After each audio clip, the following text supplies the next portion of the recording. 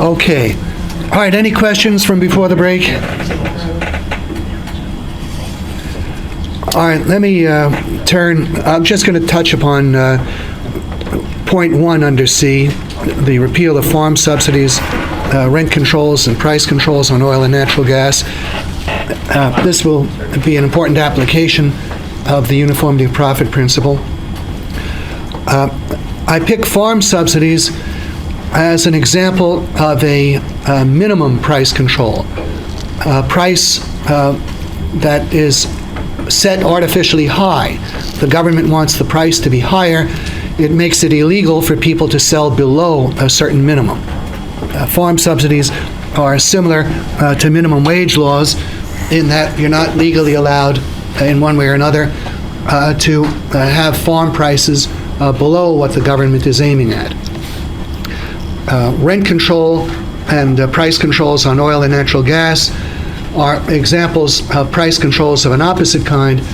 Those are maximum prices, prices above which you're not legally allowed to sell.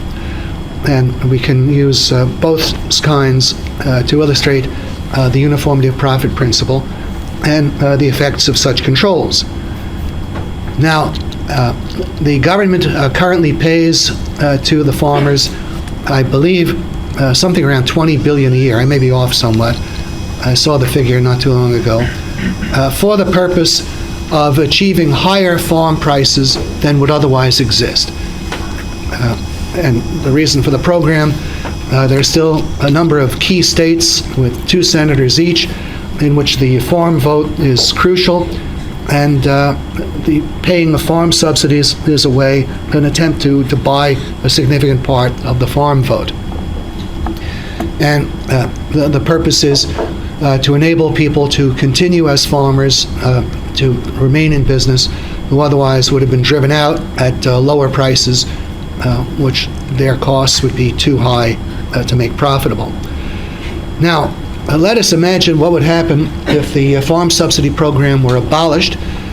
Here's the government spending however many billions, assume 20 billion. The farmers would now have 20 billion less revenues. Let us also assume the government would reduce its tax collections by 20 billion. I know that may be an unrealistic hope, but let us assume that. So here we are, the government is spending $20 billion less, the farmers are getting $20 billion less, the taxpayers have $20 billion more. All right, how would this affect the pattern of demand coming from the taxpayers? All right, they'd be making an increased demand for a wide variety of things. The sales revenues and profit margins of the industries selling to the taxpayers would be increased somewhat. The sales revenues and profits of the farmers would be very badly reduced. It's possible that all of agriculture for a year or more might be running at a loss.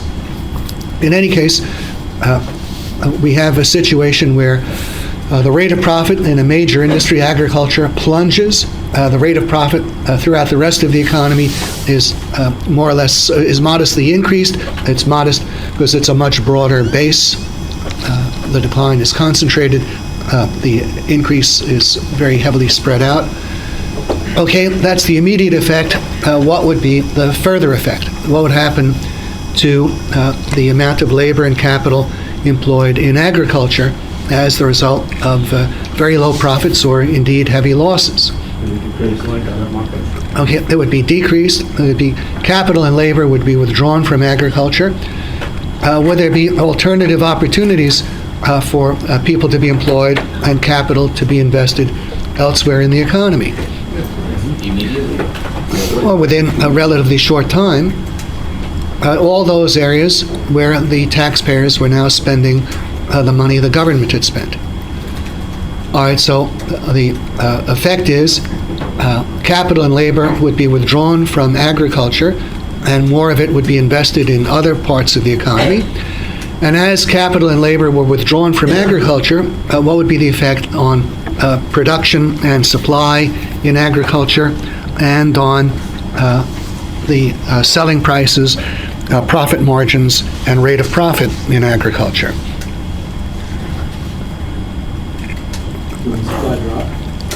Pardon me? Wouldn't the supply drop? Production would decline as capital and labor are withdrawn. And so what would happen to the price? It would start coming back up. Initially, it would have been sharply reduced. Now, as capital and labor are withdrawn from agriculture, the price starts coming back up. And what would be happening to the profitability of those who remained in agriculture? Okay, that would be coming back up. So starting from an initial plunge, we would have a withdrawal of capital and labor. That would restore the rate of profit on the agriculture that remained. And the influx of capital and labor throughout the rest of the economy, what effect would that have on the rate of profit elsewhere? Pardon me? And the rate of profit would decline. So here we are. We have an event, the abolition of the farm subsidies. The immediate effect is a sharp reduction, perhaps a total wiping out of profits in agriculture, an increase in profits elsewhere. Then that results in a movement of labor and capital out of agriculture into the rest of the economy. And this goes on until the agriculture that remains is once again profitable, and there's no longer a premium profit elsewhere in the economy. All right, what would be the enduring effect? What would remain after the dust had settled?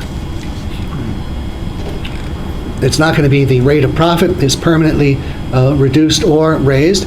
It tends to return to normal. But what would be different? That would be of significance. Agriculture would have been sharply reduced, and other branches of the economy would have been increased. Now, why would that make a difference? What is the government doing with the agricultural produce that it buys up to elevate farm prices? It doesn't give you a reason to pull capital. Pardon me? It doesn't give you a reason to pull capital out of agriculture. No, it doesn't give you a reason, but... So that means it's staying in place, it's not really... Well, what is happening to the output that the government buys, or at least did happen for many, many years? Giving it away. It could be stored. For many years, it was simply stored. They ran out of grain elevator space. They were storing some crops in caves, in the holds of mothballed ships, and they were looking for ways to get rid of the surpluses. And then they came up with such things as the food stamp program and Food for Peace. The one allows the giveaway of food to people within the country, and the other outside the country. Now, from the point of view of the taxpayers, what is the benefit to the taxpayers of the food that either stores and rots or is given away free to other people? That's not a benefit to them. If instead of having the production of that food, they had if that food ceased to be produced, and instead other things were produced that they would be buying, well, which is a better use of their income? What's a better use of your income, the share of your income that you presently pay away in taxes every year, that the government then uses to buy farm products, to store or give away, or that same income spent in a way you individually decide, and resulting in a larger production of the things that you individually are buying? What represents a more efficient use from the point of view of the taxpayers of the labor and capital, the part of the labor and capital that's presently tied up in producing the part of the agricultural output that the government buys up?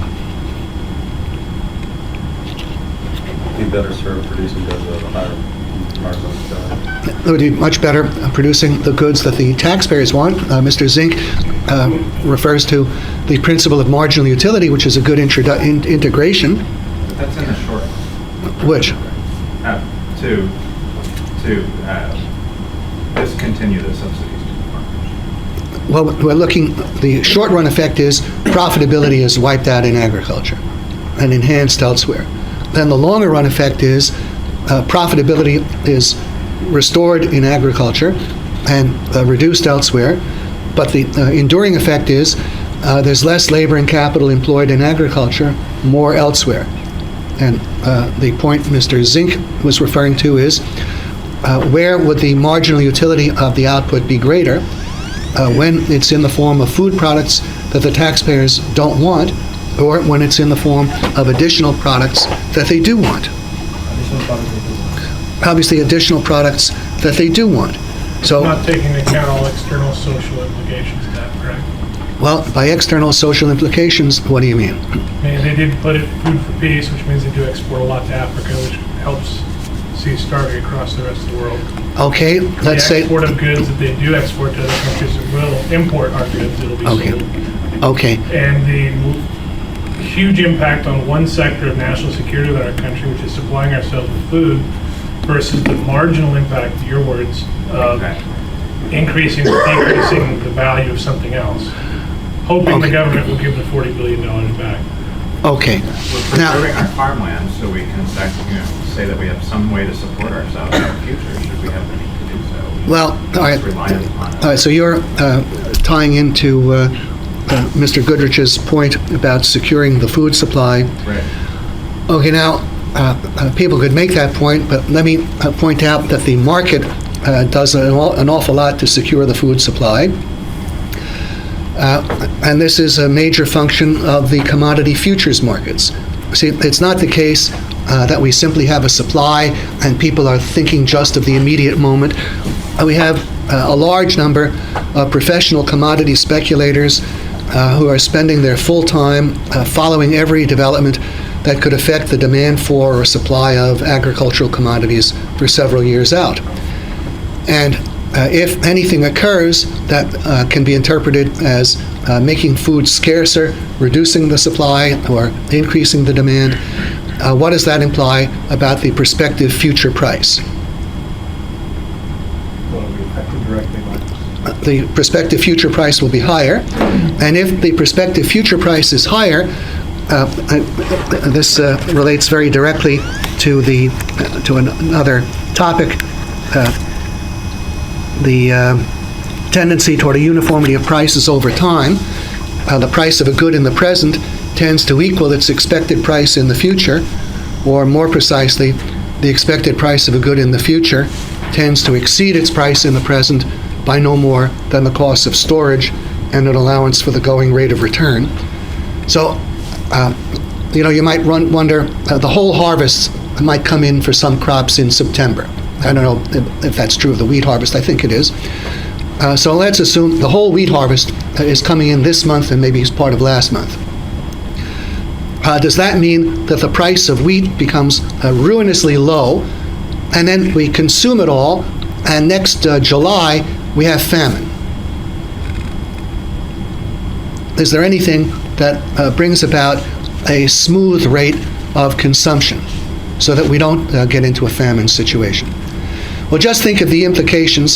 Suppose the whole food supply had to be bought and consumed within a relatively short time when the crop came in. So like a tomato. Okay, like a tomato. Now, if the prices were ruinously low in at the time of the harvest, and then they reached famine levels before the next harvest, if the item were storable in any way, what would present a major profit opportunity for people? Some of the stores. To buy the thing as it's cheap, hold it, and sell it when it's dear. Well, that is exactly what commodity speculators do. And what is the effect of their activity on the price in the harvest month? This increases it. It raises the price. And what is the effect of the supplies that they have available for sale at higher prices later? What is the effect of that on the supply later and on the price later compared to what it otherwise would have been? Lower. It's lower. The commodity speculators are assuring that supplies are held back from times of relative abundance and stored for times of comparative scarcity. And they're not doing this just for 1 year. If you open up the newspaper to the financial section and turn to the pages where commodity futures are quoted, you'll see that typically there are contracts running at least 2 years out.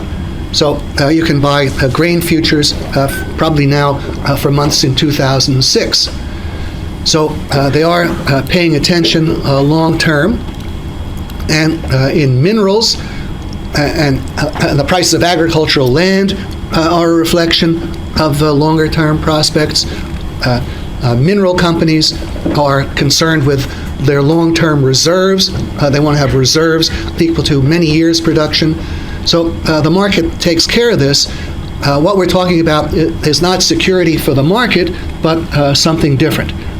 You see, it's true, if we didn't have enough food, we could starve. But we have vastly more than enough food to guarantee us. And another aspect of what protects us is that our country does not consist primarily of vegetarians. We have a high proportion of meat in our diet. And in order to have the same calories and vitamins in the form of meat, what do you have to have in the way of overall food production compared with relying simply on vegetable products? You need a substantially larger ability to produce. It's estimated that to obtain the same calories and vitamins in a pound of beef requires something on the order of 9 times the capital and labor as required to obtain it in grain products. And so this means that if we have any difficulty, the worst effect is that there'll be some reduction in consumption of meat, and there'll be more grain going to human consumption. So the market is, you never have a famine in a modern country. You have famines in third world countries, or would in the absence of our intervention. Now, someone, I believe it was Mr. Goodrich, referred to our ability to provide food for Africa and so on. And it's certainly desirable that people who otherwise would starve should get food. But as a matter of practice, what do you think happens to a lot of this aid? Because it's government-to-government aid. So, pardon me? Corrupted. All right, it's corrupted. So the American government is giving some African government the aid, and what do you think the local politicians are probably doing with the proceeds? They're selling it, so we're giving aid to government officials. But now let's even assume that the aid reached its intended beneficiaries. Then, if we're dealing in terms of marginal utility, you'd have to ask, honestly, truthfully, what is the marginal utility to you or I as an individual of avoiding starvation somewhere else in the world where we have no connection compared to enhancing our own lives here and now?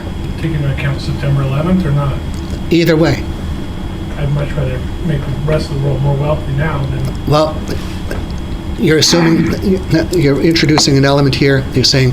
Well, no, it's an element that I discussed an issue, which is national security and protecting our resources. National security and protecting our resources. But look, suppose September 11th had not happened. Then the argument would simply be, we have to care for the starving people, right? Yep. Okay, now, the question I want you to answer, I don't mean you personally, I don't want to put anyone on the spot.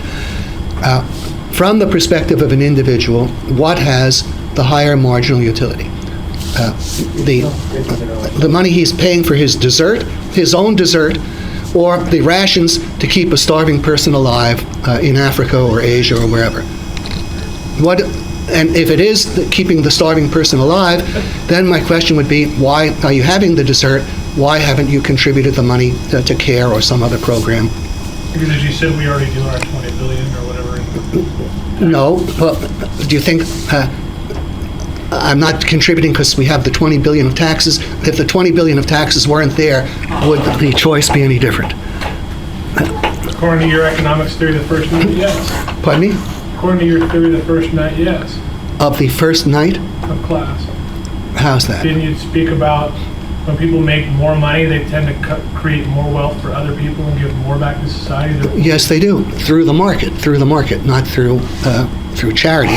They can give some charity, but charity is not the solution for 5% of the world's population in the United States to support 40 or 50% of the world's population. If we're seriously concerned with poverty around the world, the solution would be to encourage people in these countries to adopt our system. They need to adopt our system, then they could produce prosperity for themselves. But the idea that there is a justification. There's no justification from the point of view of the individual for him to give up his dessert to help others who have no connection with him. If he wants to voluntarily, that's fine, but what is required to get him to do it, since he doesn't want to do that voluntarily? Initiation of force. This is the initiation of force. You are compelled to pay the taxes or you go to jail. Now, the fact is, many people may think this is terrible and cruel, that an individual does not experience hunger in the stomach of someone else, especially a total stranger, the way he experiences it in his own stomach. You wouldn't experience hunger in the stomach of someone halfway across the world the way you would experience it in your own child or in your spouse. You might consider the alleviation of your own child's hunger or your own spouse's hunger as more important than the alleviation of your own. They are a necessary condition, hopefully, to your life and happiness. But that is not true of strangers, especially those that you have no connection with. You can wish them well, make some limited contribution, but the idea that there is an objectively greater gain from serving them than serving your own dessert or equivalent, I don't think that holds. And all of us demonstrate in our behavior, day in and day out, that that's not our values. Now, as for protecting national security by giving away food, I'm sorry to say that sounds to me like, they won't attack us if we feed them. They are ready to fly planes into our buildings, poison the water supply, do God knows what. But if we feed them in Africa or wherever, they'll leave us alone. I don't think so. I think it would be much more plausible to say, well, maybe if we repeal the farm subsidies, we perhaps should add the $20 billion to national defense or something like that. Have more troops go in with better weapons and totally obliterate them. That would make. By me. We don't need more money to do that, we could. Well, see, an argument along those lines, I think, would be stronger. But the idea, they'll leave us alone if only we feed them. I'm just saying it's a very common argument. Well, I'm sure it is common. That is true. But I don't think it's a very sound argument.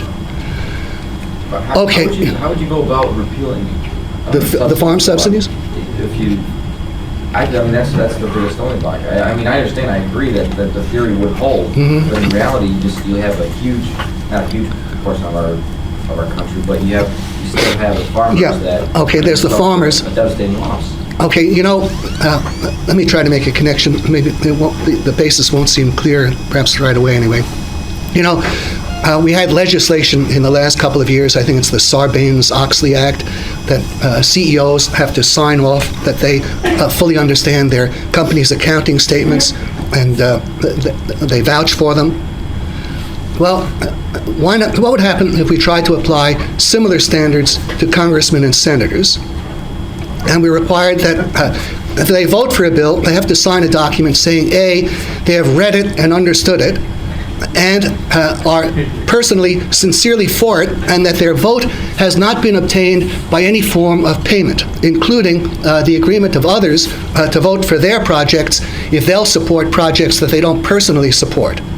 Now, you see, that's very relevant to farm subsidies. The farmers presently amount to like 3.5–4% of the population. And how do they get the votes? Well, they have a significant block, but on their own they couldn't do very much. So they will say, the members of the farm bloc will say, okay, perhaps to the steel industry, I don't know. The steel industry may have some votes it's bought and paid for, and other industries have their votes, and unions have their votes, and so on.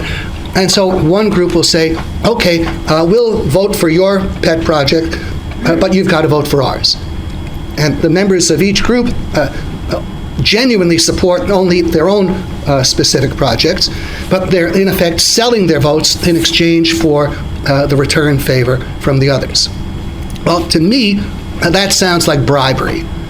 And I would think that a serious requirement should be that any time a congressman votes, he has to be voting for the measure on the basis of his actual assessment of the measure as contributing to the public welfare or some kind of standard, to the protection of individual rights, the freedom of the country, whatever, but not to be voting for something because someone else will vote for his pet project, and this particular thing is what he would not otherwise vote for. That's the sale of a vote. Now, if this sort of thing were a major issue, you could probably shame a lot of congressmen into these things. You could hold them up against their record. Why are they supporting this legislation? See, today it goes on openly. They make these deals all the time, but that should carry extreme moral opprobrium. And if that were the case, just think if the requirement were that before you vote for something, you have to understand what you're voting for. You have to sincerely believe that it does something objective. It's not in exchange to get something for you. It really is for the general well-being of the country. Well, what do you think that would do to something like farm subsidies? I think if that became accepted as the standard, it would wipe out such legislation. So, you see, there's more that would have to change. You can't act simply directly on the politics. You'd have to change the way people view the government, what they think its proper functions are. There's an awful lot to be done. It's doable. I don't expect to see it any longer in my lifetime. I don't have that many years left, but it would be achievable. Yes, Mr. Underwood. During the Eisenhower administration, they repealed the farm subsidies program. No. They did not. No. Maybe they reduced some. There was nothing dramatic done. Maybe it was that era that saw the food stamp program. I'm not sure. Okay, so the point would be we'd expand the production of things that people wanted at the expense of things that they didn't want. That would be the long-lasting effect of the repeal of farm subsidies, not any change in the rate of profit. The changes in the rate of profit would be a temporary situation operating to transfer capital and labor out of agriculture into the rest of the economy. Then, as for rent control and controls on oil and gas, well, as I say, these are controls of an opposite character. They're fixing prices above which you're not allowed to sell. Let's try to analyze the abolition of rent control. What's the immediate effect of abolishing rent control on rents? Okay, they go up. And what about the profitability of rental housing? Okay, that goes up. So temporarily, landlords might be making extremely high profits. But if those profits are above the general average rate in the economy, what's going to be the effect on investment?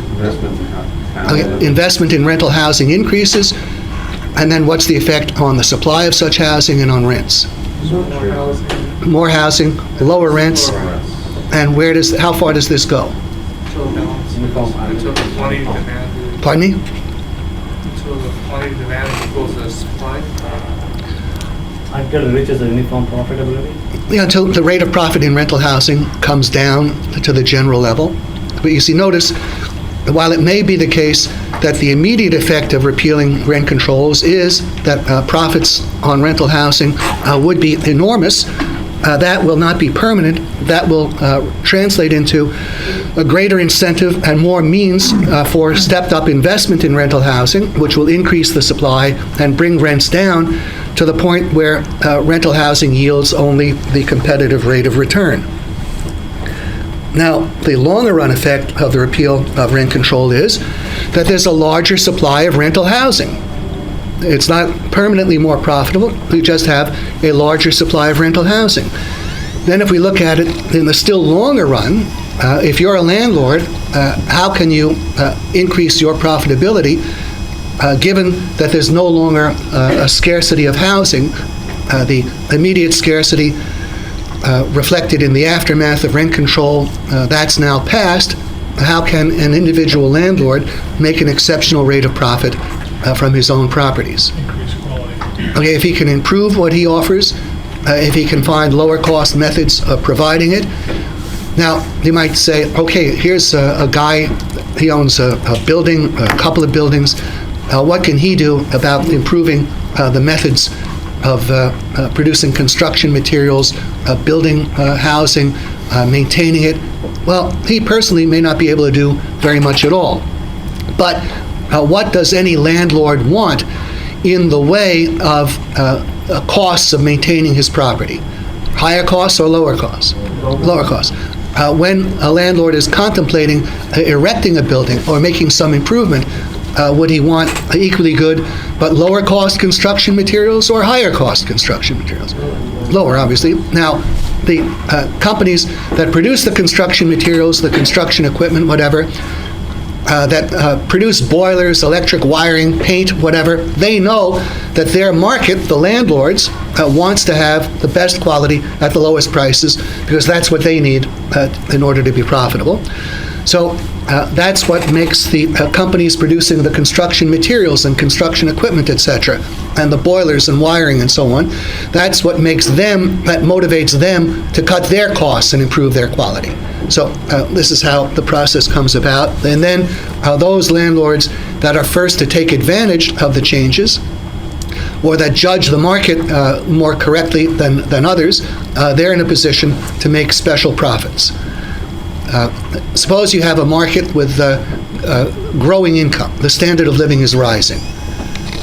Most landlords are going about their accustomed methods. They're building buildings the way they always have, operating the way they always have. And now there's someone a little more intelligent, clever, sees an opportunity sooner.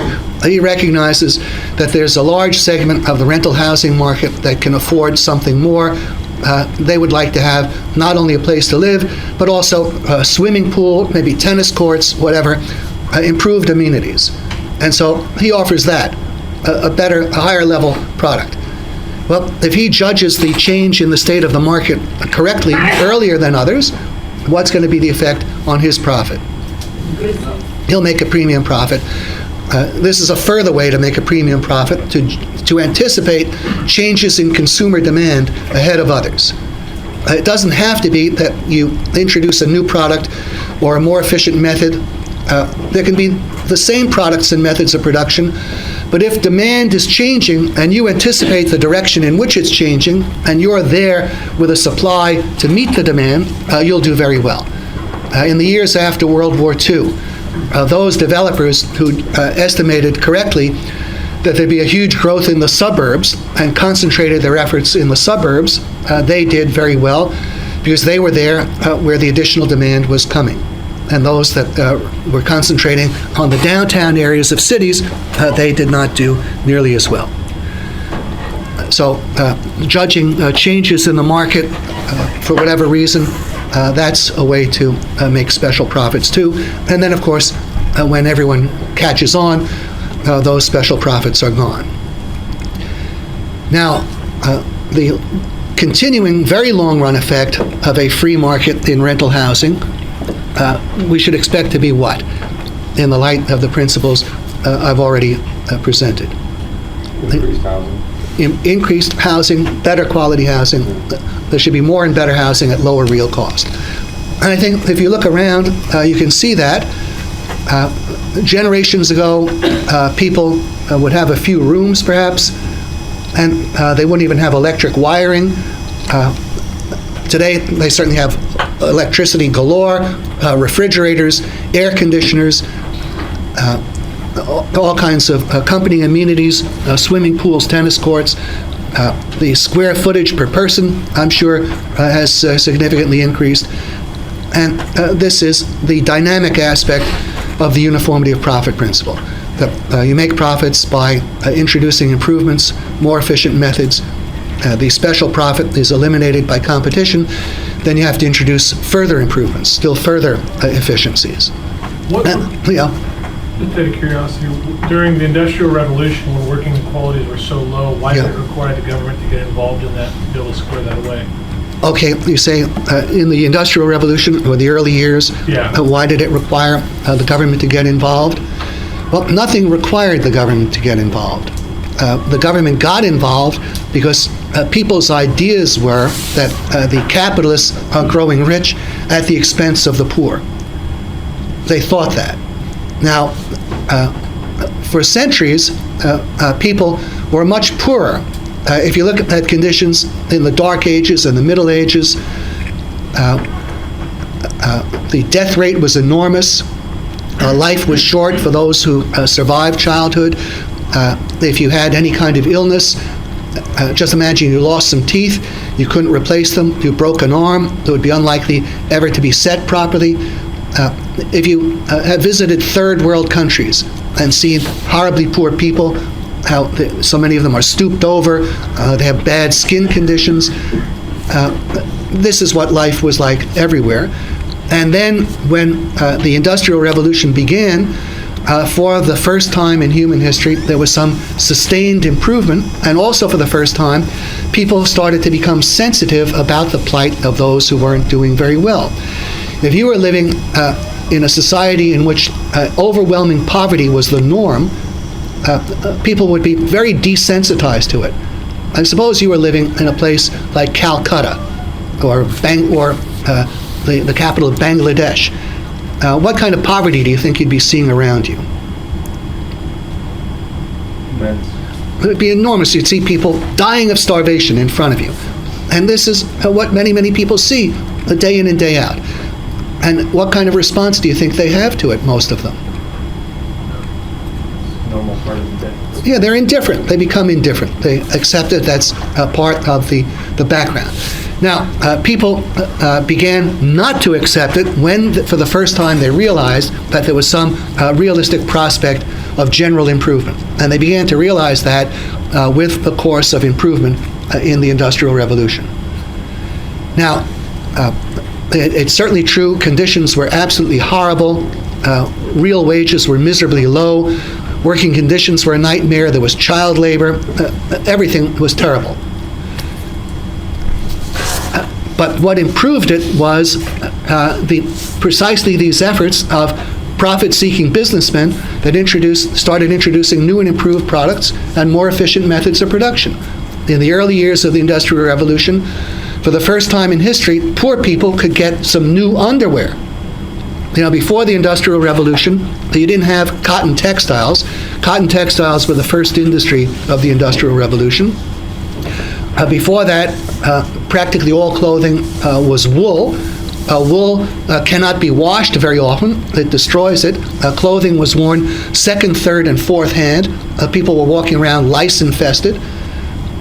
And then for the first time, with the Industrial Revolution, you started getting mass production of textiles, and things like underwear and socks could be produced at prices that miserably poor people could afford.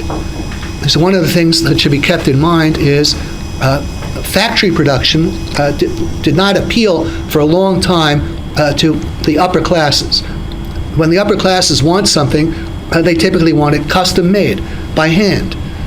Factory production, when it began, could not be of very high quality, and its market was the masses.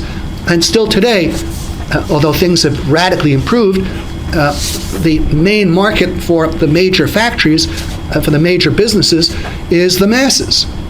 Big business is production for the masses. It's not production for a small market of elite rich people. That's the market of special boutiques.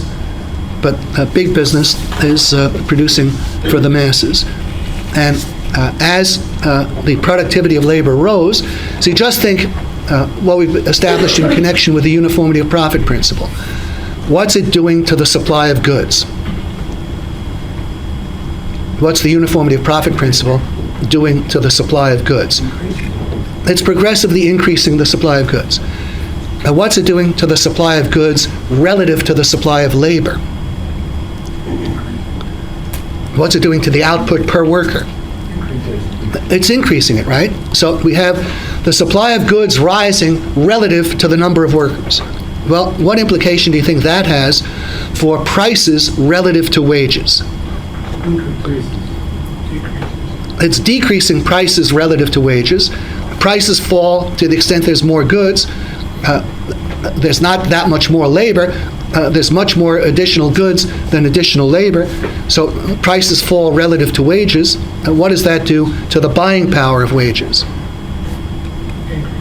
It increases the buying power. That raises real wages.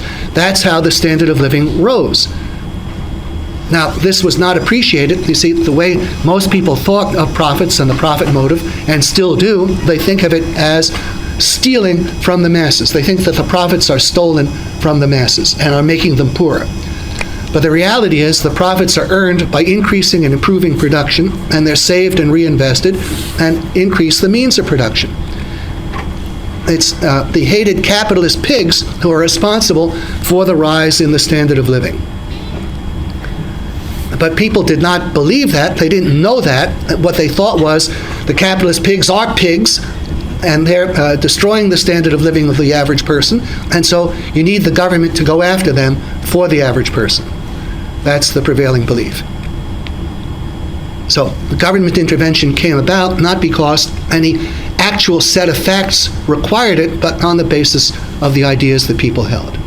And this is something we'll go into in much more detail in the last 2 weeks of the class.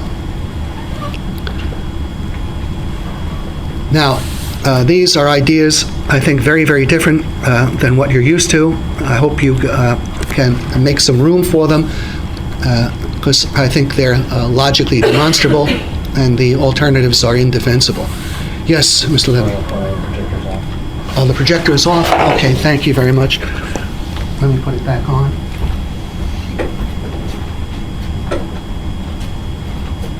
Okay, now, with oil and natural gas, when the price controls were repealed, they were exceptionally profitable for a time. Then the production and supply increased, and the rate of profit came down to the going general rate. I'm going to jump ahead for considerations of time. I would like to say something about rents and prices in minority neighborhoods, but I'll just pass that by now to go to the tendency toward a geographical uniformity of prices. And I give you a statement of the principle. The price of a good capable of transportation tends to be the same throughout the world, plus or minus costs of transportation and tariffs, if any. So a good that's capable of being transported, such as cotton, wheat, iron, gold, silver, whatever, if it's capable of being transported, the principle holds that its price will tend to be the same throughout the world, plus or minus costs of transportation. Let's see why. The basis of the principle is similar to that of the uniformity of profit principle.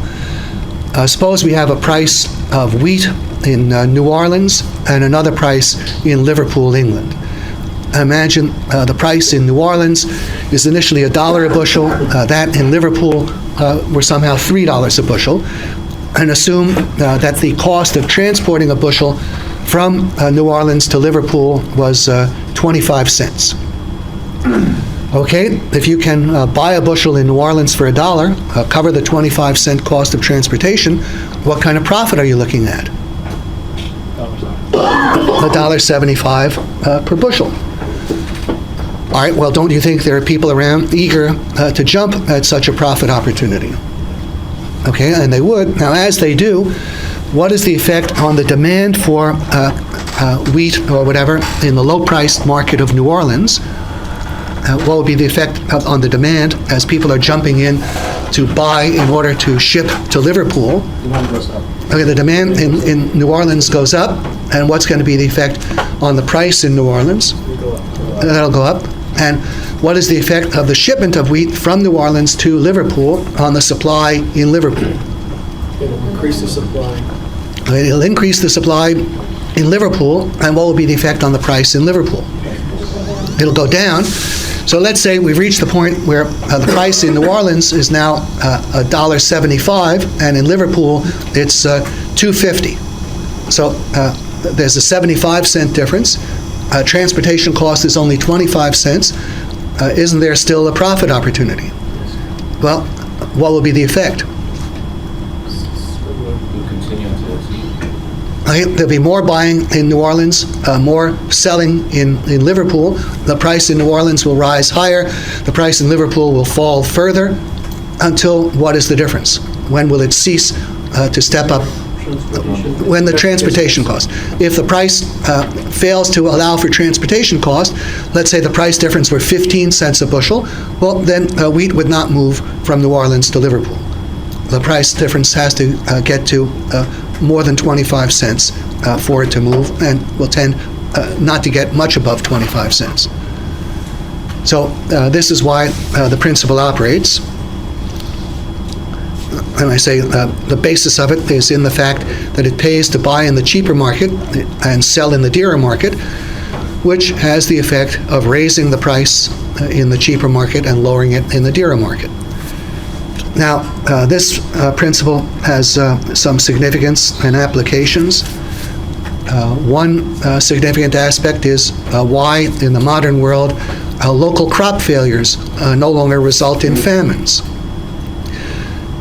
Back in the Middle Ages, when markets were very, very narrow, confined, let's say, to a part of a province of a given country, suppose growing conditions were bad in a particular year, and the supply came in below normal. Well, what do you expect to happen to the price of something? It would shoot way up. You have an inelastic demand for necessities. Imagine, let's do this on a national scale.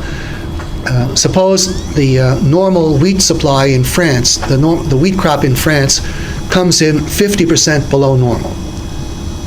So that's a halving of supply in France. If France were an isolated country and divorced from the world market, given the inelasticity of demand for wheat, what kind of rise in the price of wheat might we be looking at? Double the price. Well, that would be a unit elastic demand. If it's inelastic, that means the quantity demanded falls less than in proportion to the fall in supply. Supply is halved. In order to reduce the quantity demanded by 50%, you need far more than a doubling of price, maybe 10 times the price. And there'd be some people who would have to stop buying because they just didn't have the funds, and they might be dying of starvation. So that would be a famine situation.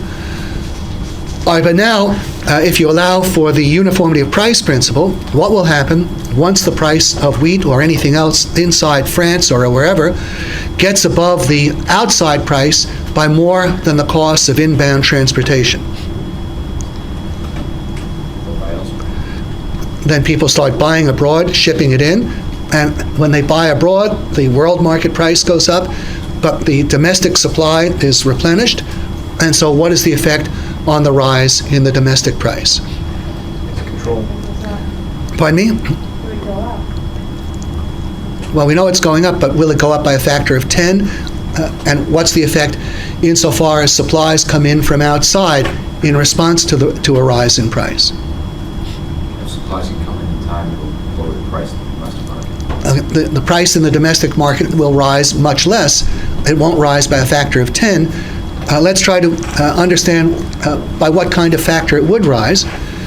See, if France were an isolated country, a 50% failure of its crop would mean a 50% reduction of supply, essentially.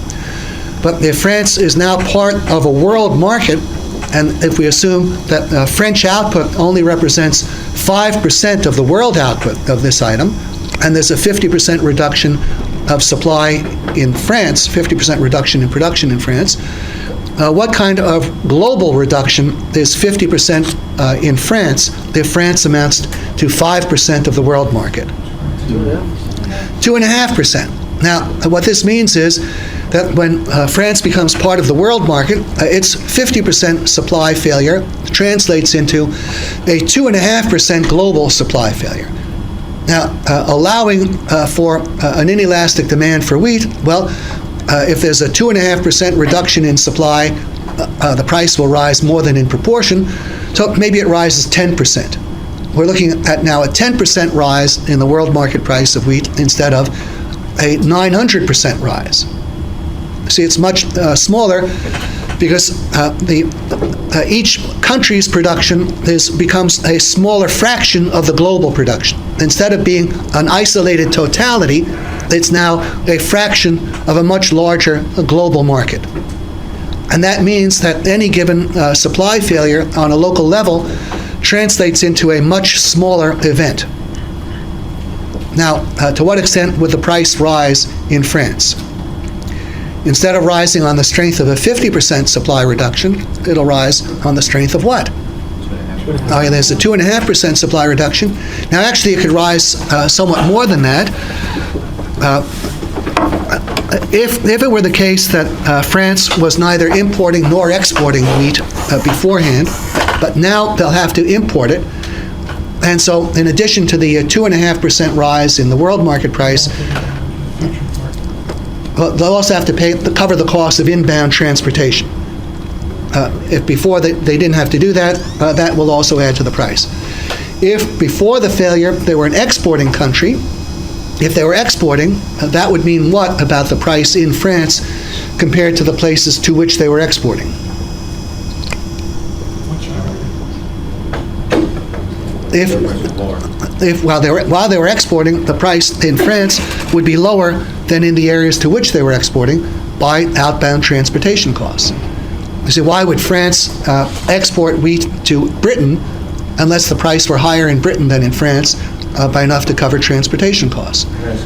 Now, if France has to go from the role of an exporter to an importer, then the rise in price could, in effect, reflect double transportation costs. They no longer have the lower price of, they no longer have the discounted price, and they have to pay the world market price plus inbound transportation costs instead of the world market price minus their outbound transportation costs. Yes, Mr. Levy. So to step off of grain for a second, because Excuse me? to step off of grain as a commodity, Yeah. let's take another commodity like lumber. Yeah. Wouldn't the argument, or I'll open-ended question, I'll phrase this as an open-ended question. Wouldn't the excess that would be fed to an export market, wouldn't there be an additional variable that if they fed it to its domestic market, it might oversaturate and create a higher level of supply over demand to affect the price, which would be why they would separate it into the international market? Well, you see, the reason that exporting takes place is always that it's more profitable to export than to sell domestically. But the variable that you just supported that was because the prices were the variable that caused that. Yeah. Whereas it seems it's ignoring the effect of oversaturation. Yeah, well, what would be, if there were more supply, if more supply were fed into the domestic market, what would happen to prices in order to find buyers? Well, they would go down. The prices would have to go down. So before prices go down very far, people see that it's better to export. So it's intrinsically tied to the... Yeah, it's always an issue of price. Okay. Now, this is why you can see that a country no longer need fear such a thing as a famine from a local crop failure. I want to make a further application. It's conceivable that this could have some application in the years ahead. I'm sometimes criticized for bringing up this example because it occurred roughly 30 years ago now. But I want an illustration of something, and fortunately we don't have these things going on every day. We should be grateful that the kind of example I'm going to give you last occurred on the order of 30 years ago and is not an everyday occurrence, but as I say, could be again. Back in the fall of 1973, the Arab members of OPEC launched an oil embargo against the United States because the U.S. was siding with Israel, and they refused to send oil here. And the result, this was followed by major chaos in the United States. There were shortages of oil, gasoline, all the oil products. It was really a nightmare. I don't know if any of you have personal recollections of this. I see some people with gray hair, so maybe they do. But you'd have to get on a line of cars, maybe wait an hour or more before you could pull up to the pump at a gas station and hope they weren't out of gas. And they had to do odd and even days. and then they had odd, even days to limit how many people would be looking for gas on a given day. So that existed in many places. Now, at the time, the United States was getting roughly 6% of its oil from the OPEC countries. We're importing an amount of oil equal to about 6% of our overall supply from OPEC, but that was concentrated very heavily in New England and the Middle Atlantic states. Roughly 25% of their consumption was coming from OPEC, the Arab members of OPEC. Now, let's try to run through the course of events of an embargo where suddenly there's 25% less oil coming to New England and the Middle Atlantic states. What would happen in a free market to the price of oil and oil products in that area? I mean, they would shoot up quite high, but would there be anything limiting their rise along the lines of the rise in the price of wheat in France in the face of a crop failure? Pardon me? Supply of the surrounding area to feed into it. Okay, we have supplies of oil elsewhere in the country. We have the Midwest, the South, the Far West. What would happen as soon as the price of oil and oil products in the Northeast got above the price of the same products in the Midwest and South by more than the cost of transportation from the Midwest and South? Transport the oil up to the northeast. Okay, then the oil and oil products would move from the Midwest and South into the Northeast, and there'd be a movement from the West into the Midwest and South. So instead of the 25% reduction in supply remaining in the Northeast, that supply reduction would very largely be made good by drawing on supplies from the rest of the country. In other words, the effect would be to spread the supply reduction out over the United States as a whole rather than concentrate it in the Northeast. And this would occur by virtue simply of the rise in price in the Northeast. Now, going still further, what would be the effect if the price of oil in the United States as a whole now gets above the price in non-Arab countries by more than costs of transportation from them, like Venezuela, Nigeria, Indonesia. There are a lot of sources of oil outside of the Arab states in OPEC. What do you think would be the effect on the movement of supply from those places to the United States? Okay, we'd have additional supplies coming from them. So this raises the question, to what extent should an embargo by a limited class of producers be able to reduce the supply in the target country? It should not have such a big impact because A, the supply reduction would be spread out over the country as a whole, and B, much of it would be made good by stepped-up imports from elsewhere. And if we look at this further, and we recognize that oil is a global commodity, to what extent are the members of OPEC in a position actually to raise the world market price? They can raise it to the extent that they bring about a reduction in the world supply of oil. They're in a position to do that to some extent, but only to the extent that they reduce the world supply of oil could they raise the world market price.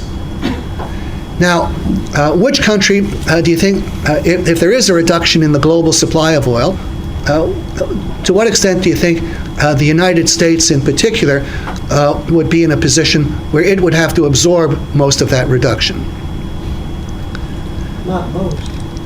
So just think which countries would have to cut back more heavily. Okay. Here's the United States with among the very highest per capita incomes in the world.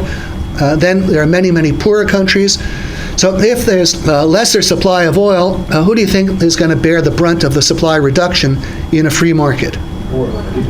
The countries, other countries, not the United States. The brunt of it would be in the poorer countries.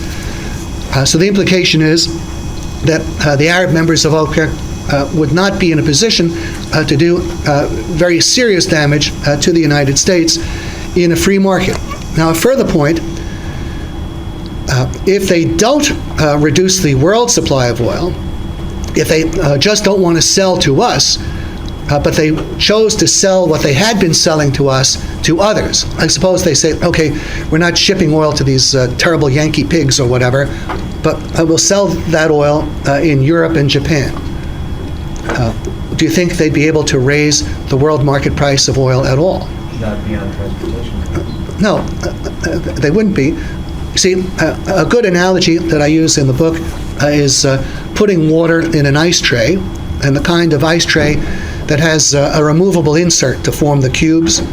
Now, these removable plastic inserts, they're certainly not watertight. And imagine we think of one of the compartments as the United States. And OPEC introduces a medicine dropper and will extract a medicine dropper full of water from the compartment labeled United States, the ice cube compartment labeled United States. Do you think they're able to reduce the water level in the U.S. compartment by the amount they take out with the eyedropper? Why not? Other countries will just import it in here.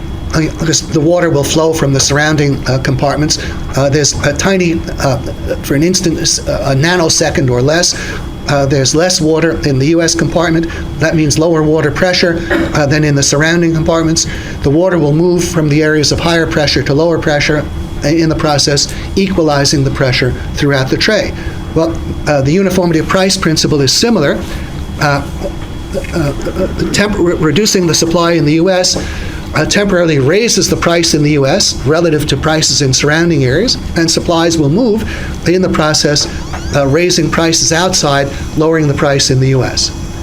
And if OPEC took the medicine dropper full of water from the U.S. compartment and now dropped it into the Japanese or West European compartment, would they reduce the water in the U.S. compartment at all? No. Only to the extent they reduce the global supply are they in a position to raise the price. Now, the implication of this is an embargo would not be such a terrible disaster, the kind of disaster that we actually experienced. What made it such a disaster? Because what made it a disaster is that when the embargo occurred, thanks to President Nixon, we had price controls on oil and oil products. The price controls were imposed in August of 1971 as part of a general 90-day freeze on prices. Practically all other controls were lifted, but for some reason the controls on oil were retained and oil products. And this meant that when the OPEC embargo hit, it was against the law for prices in New York and New England to go up. Well, if it's against the law, then how do people in New York and New England and the surrounding areas, what can they do to make it more profitable to supply them, to bring supplies in from elsewhere?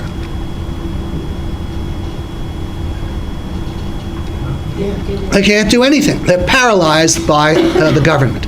And that's why the brunt of the supply reduction not only fell there initially, but remained there. The system was paralyzed, it was prevented from a response. And the United States as a whole was not in a position to step up its imports by offering a higher price than elsewhere.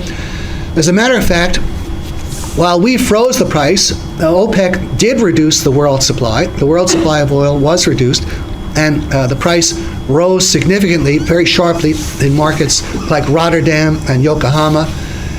And that made those areas more profitable than the United States. And so you can be sure, instead of picking up replacement supplies from non-Arab OPEC sources like Venezuela, Nigeria, etc., we undoubtedly lost further supplies. Their supplies would be diverted to places like Europe and Japan, where prices were allowed to rise, rather than the United States, where they were frozen. And at the same time, the profit incentive of our own oil companies was what? If you were an oil company and you could get away with it, where would you want to sell your oil that you had normally sold in the domestic market? Sell it abroad, export it at where the price is higher. Now, I don't think that happened to any great degree because the companies were too afraid to try to do that. because they knew there would be a great retaliation from the government. But that was their profit incentive when you have price controls on domestic output and a higher world price.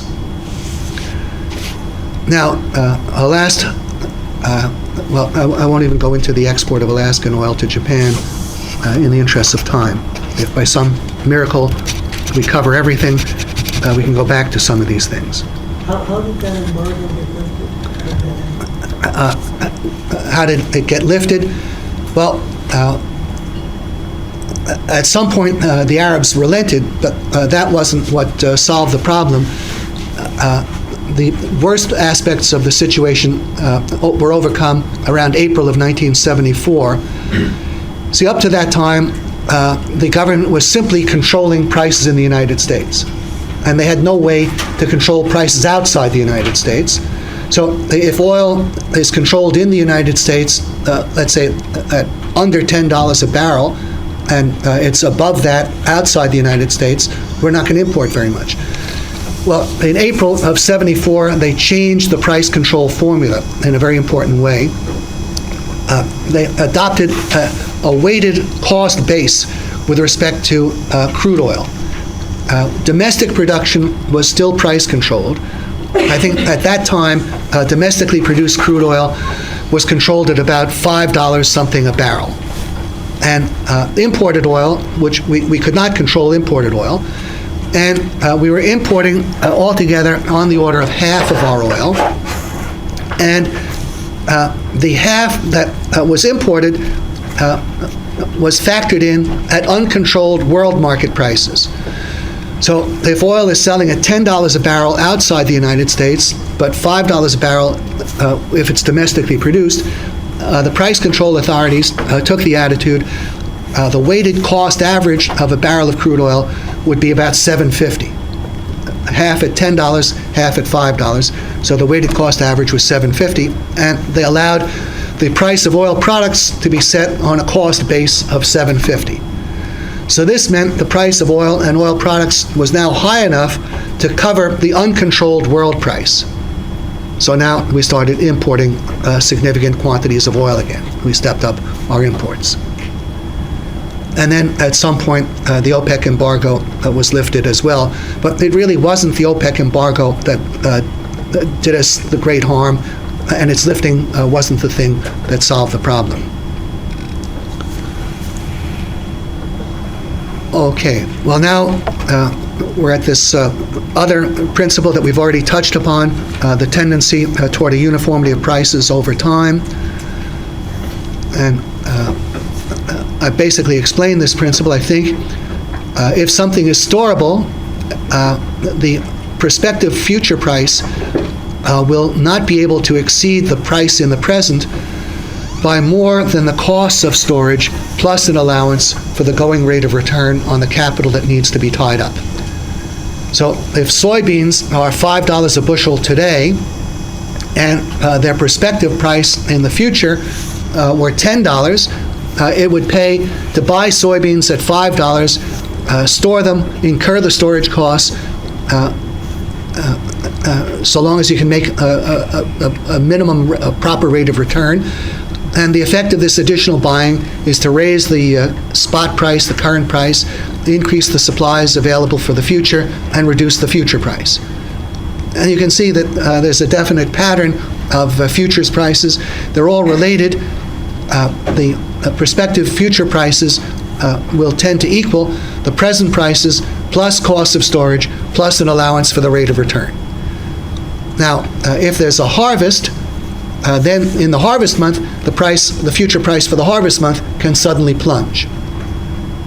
The principle is not that prospective future prices can't be lower than present prices, but they cannot be higher than present prices by more than the cost of storage together with an allowance for the going rate of return.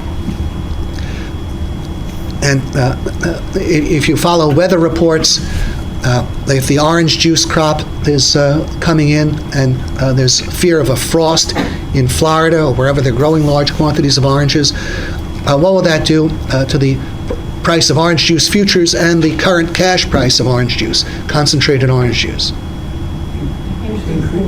it'll immediately increase it because the speculators will be judging if this hurts the crop, then the price is going to be higher, and so immediately the present price jumps up because it'll be more valuable in the future. Now, suppose it turns out that the frost has not materialized, then what happens? Then the price will come back down. So anything that can affect the demand or the supply over a period of some considerable time ahead is factored into the current or cash price. And this has application to price controls. Under B, I refer to the mitigation of scarcities. Suppose it looks like the crop is going to be poor. Maybe locusts are appearing, or God knows what, or there hasn't been adequate rainfall, or there's too much rain, or whatever. Anything is going on that is likely to reduce the size of the crop. What will be the effect on the cash price of the same item, on the existing supplies? Shall we get increased? Pardon me? Will it still get increased? It'll get increased in response to the prospectively higher price in the future. Now, as the price increases in the current cash market, what is the effect of that on quantity demanded, on the rate of current consumption? It'll decrease it. And what does it do to supplies that are held available to meet the greater need in the future? That's increased. So what is the effect of this on the extent to which prices rise in the future, compared with the speculators not having acted? If the speculators didn't act, then supplies would not be held from the present into the future. There'd be no rise in the present, but the item would be scarcer in the future, and prices would be higher in the future. Now, if it's anticipated, let's suppose it's anticipated the crop is not going to be horrendously below normal. It'll be below normal by an amount equal to 1 month's normal consumption. 1/12, 8 1/3%. If that is anticipated early on, before the crop has even come in, what will be the effect on the price immediately? Slight increase. Okay, it'll increase, conforming to this 8 1/3% below normal supply. And what will be the effect of that on the rate of consumption throughout the year?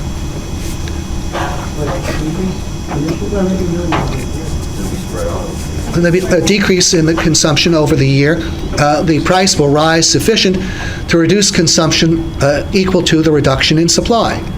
Now, it's not a stupendous reduction in supply. It's 8 1/3%, 1 month's consumption. So we see the intensity of the scarcity is mitigated because it's spread out over a full year. But what if, when the scarcity were recognized and the price starts to rise, we had a price control? As people were saying, why should these greedy speculators be able to profit on an act of God? God has decided to give us a smaller crop. Why should these greedy speculators be allowed to profit from this and raise the price of the people's bread? Run out of supply. Well, what would happen if we follow this and the price doesn't go up? If the price doesn't go up, what will happen to the rate of consumption? It'll stay the same. And where will we be if it stayed the same for 6 months, and now in 6 months we've consumed 6 months normal supplies, and now we have 6 months left with 5 months supplies? If the price control is repealed at that point, to what extent will the price have to rise? It'll have to rise much more, because now you have to curtail consumption not by 8 1/3%, but by 16 2/3%. So the longer you have the price control on, the more you're concentrating the supply reduction into a shorter time, and the higher will be the rise. There's an analogy again to physics. If you're holding your finger over the hose and water is coming out, the more you block the area over which the water can come out, what happens to the pressure with which it comes out in the area that it can come out? It's correspondingly increased. Well, the shorter the time we allow for the adjustment, the higher must be the rise in price. And this is one of the reasons why when you have an era of inflation coupled with price controls, especially on-again, off-again price controls, you'll find stupendous spikes in prices anytime the controls are lifted, because they're concentrating to make up the effects. Okay, let us turn to yet another major principle, similar to the uniformity of price principles. And this is the tendency toward a uniformity of wage rates for labor of the same degree of ability. And I should add, in the same labor market, in the same labor market. And again, the basis of the principle is very similar to that of the other principles. We can start off with radically unequal wage rates. But what sort of wage rates do workers prefer, higher or lower? Higher. Obviously higher. And we can be absolutely certain of that, I think. So now, if we have unequal wage rates for labor of the same degree of ability, we have higher wage rates being offered for jobs that people in lower paying jobs could do or could learn to do. What development should we expect? Shouldn't we expect an increase in the supply of labor in the higher paying fields and a decrease in the lower paying fields? Because there will be a movement of supply. Well, what will be the effect of more people coming to take the higher paying jobs and fewer people remaining to take the lower paying jobs? What effect will that have on the wage rates? The oversupply on the higher end, which should probably reduce. There'll be an increase in the supply of people in the higher paying lines, which will have what effect on wage rates in those initially higher paying areas? It'll bring them down. And the lower paying wages would go up. And the lower paying areas would go up, because there's a movement of supply, just like the movement of capital from the lower profit to the higher profit industries, reduce the higher profits, raise the lower profits. The movement of commodity from the lower priced area to the higher priced area brought down the higher price, raised up the lower price. Well, you have the same thing in labor. Now I make a point here in point 1 after the semicolon that this is accomplished mainly by a movement in the supply of young workers entering the labor force. Because if you're looking at 40 and 50-year-old workers in a particular line that they're used to for many, many years, well, let's say they could earn 20% more in some other occupation. But that would require extensive retraining. Probably many of these workers would not be willing to go to the trouble. They'd be content to continue with the lower paying work rather than learn something totally new. So we can grant that. The older workers are not too likely to move. If there were huge differences, the bigger the difference, the greater the movement would be. But for relatively modest differences, we shouldn't expect much movement. But what about the younger workers? See, realize every line, every occupation is always losing members to death and retirement. And for its ranks to be maintained, it needs young workers entering the field all the time. Well, how will the flow of young workers be affected by the disparities? You're going to go for shorter jobs. The flow of younger workers will run more heavily to the higher paying lines, less heavily to the lower paying lines, and that will bring about the changes in supply. That's what will achieve it. Now, in point 2, I refer to a corollary tendency toward unequal wage rates for labor of different degrees of ability. This principle of a tendency toward equal wage rates, that refers to labor of the same degree of ability. But we have people of very unequal degrees of ability. Now, I think these degrees of ability are probably pretty well set in most cases by the time people are 15, 16, maybe even younger than that. Let's look at young workers and soon-to-be workers in this age bracket.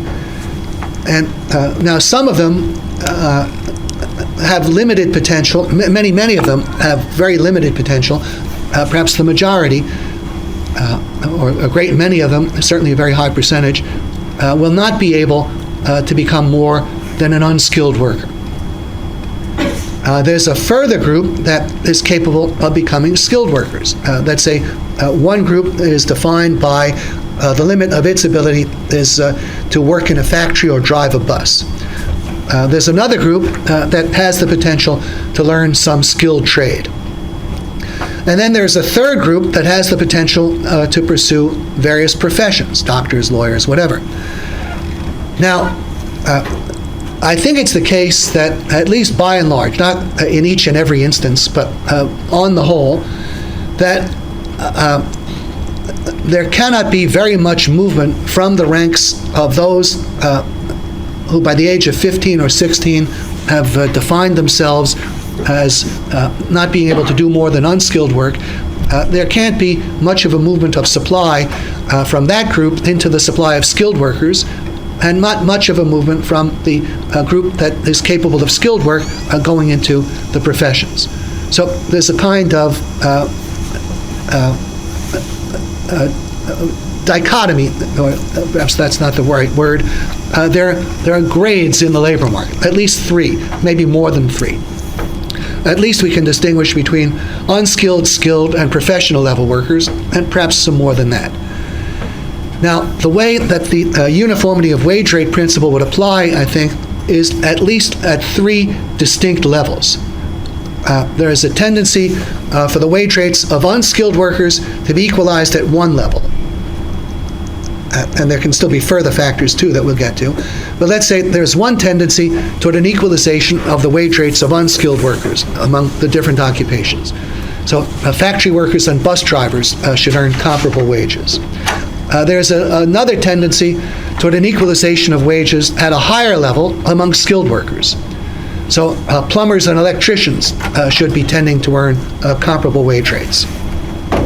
And there's a further tendency toward equalization at a still higher level among engineers, architects, doctors, dentists, and attorneys. Now, this is subject even to still further modification, but we have at least these three different levels. Now, why is it the case that if professionals are making, let's say, 20 times what an unskilled worker is making, why don't the unskilled workers say, hey, look what my doctor is making, look what I'm making, I'll be a doctor? They not only don't have the education, more fundamentally than that, they don't have the prerequisites of acquiring the education. They don't have the brains that can absorb it. I think there are some exceptions. You might have some people who, for psychological reasons, have not developed themselves. Maybe someone is working as a ditch digger, and if he changed his life around, maybe he could be a great surgeon. Such things may happen in 1 in a million cases. So it's not absolutely impossible, but it's highly unlikely. And I think the stratification is perhaps largely based on IQ. If it takes, let's say, 130 IQ and up to be in the professions, I don't know just where the number would lie, but you can do a skill job with an IQ of 110, and for the rest, anyone with an IQ above 70 can do an unskilled job. There's going to be this stratification of the labor market with at least three different levels of equalization. And then, of course, we'd have to modify this further. In many lines, there are star performers, people with unique combinations of abilities, like an outstanding baseball player, a brilliant actress, or whatever. And these people can have earnings far above the average of their profession. A run-of-the-mill opera singer can't say, well, look at Pavarotti's income. He earns so much more than I do. I will sing like Pavarotti. Why not? He just doesn't have it. There's only one Pavarotti. So if you have unique characteristics and there's a demand for your services, your income can be higher without any fixed limit. The only thing that will limit it is what's high enough to limit the quantity demanded to this volume of services you're able and willing to supply. So we can allow for stars who are getting stupendous incomes, but more importantly, we have at least these three different levels. And there is yet a further significant principle, point 3, premiums and discounts in wages, accompanying, for the most part, non-monetary disadvantages and advantages of employment. And this would be similar to the point brought out earlier, the special premium profit that a drug pusher might make, because he has tremendous risks and there's social opprobrium connected with what he's doing. Well, it doesn't have to be that extreme, but let's look at unskilled workers. Suppose the wages of driving a bus and working in the sewers were equal. How many takers do you think you'd have for the sewer jobs? People that don't have a license. Pardon me? The people that can't drive a bus. Well, if they can't drive a bus, but anyone who could do practically anything else would not be a candidate. And if in the sewers, you need some people at least who could drive buses, what would you have to do to induce them not to be a bus driver and to work in the sewers instead? You have to offer them a premium. You have to offer a premium to overcome the filth and odiousness of that kind of work. So anytime there is any kind of negative accompanying a job, other things being equal, it will have to offer a premium in wages to induce people to be willing to put up with the negative element. Now, it doesn't have to be just a negative of this kind. If a job is particularly dangerous, in order to get people to do it, there'd have to be some special compensation. If a job is irregular, if you can't count on being employed so often in that job, in the times in which you are employed, you'll have to earn more in order to get people to devote themselves to it. Yes? In Iraq, they pay 10-20% higher to drive those trucks than they would be. I think even more than that. I was just reading an article in today's paper. Thank you for mentioning that. It was mentioning that there are quite a few truck drivers over in Iraq, so many of them from the U.S., and they're getting paid double what they would get here. I don't think that's unreasonable. You go there, they have a good chance of being blown up, beheaded, whatever. So that sort of thing requires a considerable premium. That's a good example. Thank you for mentioning it. If one occupation requires considerably more preparation than another, like if we turn now to physicians and attorneys, it may be somewhat of a stretch to assume that most people who go into law would also have the ability to go into medicine, but probably some significant number of them do. Why would physicians almost necessarily have to earn significantly more than attorneys? Can you think of anything that would require, in order to have an adequate supply of physicians, that they earn more than attorneys? Pardon me? Malpractice. There's malpractice, that's relatively recent, but that's after you deduct the malpractice premiums, that's not net income. Put malpractice aside, why even before the days of malpractice being a significant issue, could we expect physicians to have to earn more than attorneys? There's significant more time in education. You can be an attorney, even if you have to go to 4 years of college, 3 years of law school, a year to study for the bar exam, and then you're off and running as an attorney. Years ago, you didn't even have to finish college. When I was in college, it was possible to go from your sophomore year, after your sophomore year, into law school, or junior year. So it wasn't even as much as it is today. But to be a physician, you have to go through college, 4 years of medical school, an internship, and then several years of residency. So it's a significantly longer training period and a shorter practicing period. So if everything else were equal, if they were earning equal wages, the physicians would be at a significant disadvantage. Physicians need to earn more than attorneys, at least to the extent of covering the higher costs of training, the shorter periods of being out in practice. So that's an element.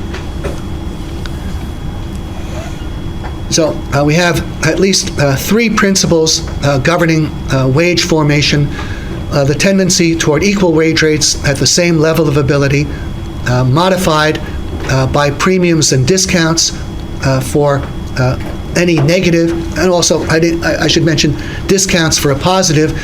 If a job is considered particularly soft and cushy, if it were offering the same wage rates as other jobs, what would be the supply of people looking to get it? It would have a greater supply. So what is the effect of that on the wage rates in any kind of job perceived as soft and cushy? They'll go to a discount. So if there's a non-monetary positive, the wages will be lower. If there's a non-monetary negative, the wages will be higher. If there's a higher monetary cost of some kind, the wages will be higher. And then we have these inequalities of wages at different levels of skill and ability. Now, an important implication of this is that the consumers are the parties ultimately responsible for controlling the relative size of the various occupations.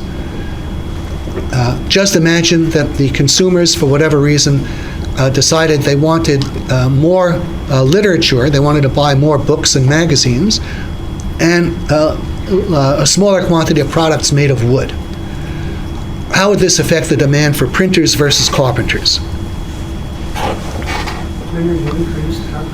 The more demand for printers, less demand for carpenters. How would that affect the relative wages of printers versus carpenters? Printers would go up, the carpenters would go down.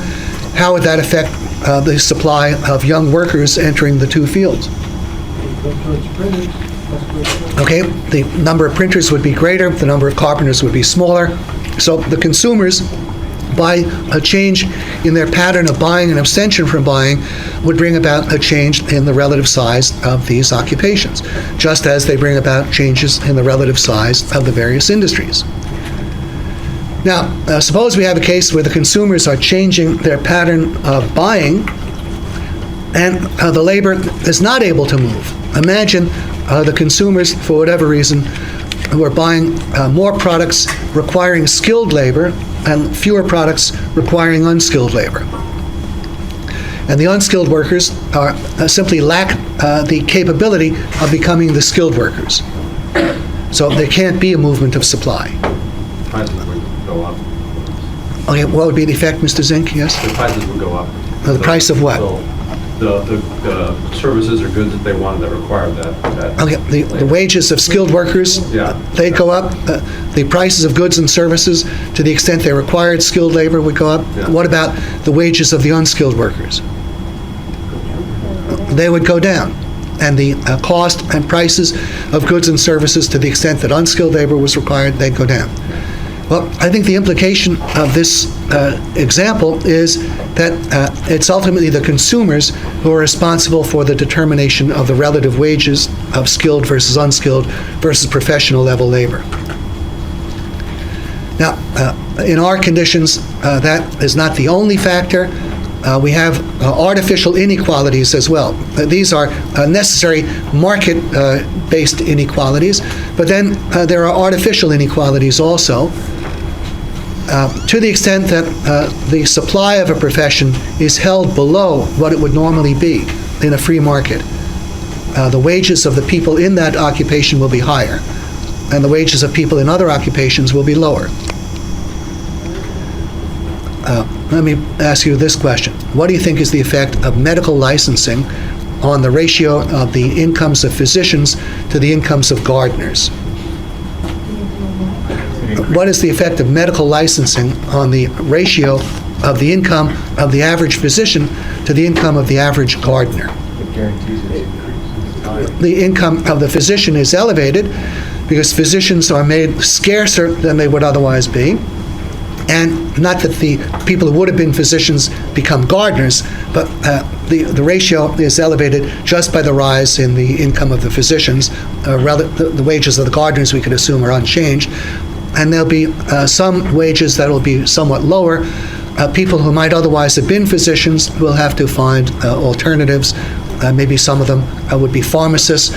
Maybe some of them would be pharmaceutical company representatives or whatever, or go into totally different lines. But there'll be some effect. Now, it's curious to me that people who are upset about inequality of income, they always seem to focus on market-based inequalities, but I think there are significant imposed artificial inequalities, notably licensing legislation of any kind and labor union legislation. Labor union legislation raises the wages of the union members, but what's it do to the number of them who can be employed? It reduces it, and where do those people have to go? To other jobs, which can only absorb them at lower pay. Okay, a last point here. I say seeking the highest paying job means trying to do what the consumers most want you to do. Well, to the extent that it's the consumer preferences that are governing the relative wage rates, and they're making some wage rates higher and others lower, and you're seeking to earn the best you can, you're implicitly following their preferences. Okay, I think we'll have to stop here, and our first order of business next week will be the connection between prices and costs, and then going into the general pricing of goods and services in limited supply. I hope you found at least some of this material enlightening. I find it enlightening every time I present it, but I know that is not the universal response. I will probably retire from teaching and still not know why that's not a wider response. Okay, have a good week. See you all next week.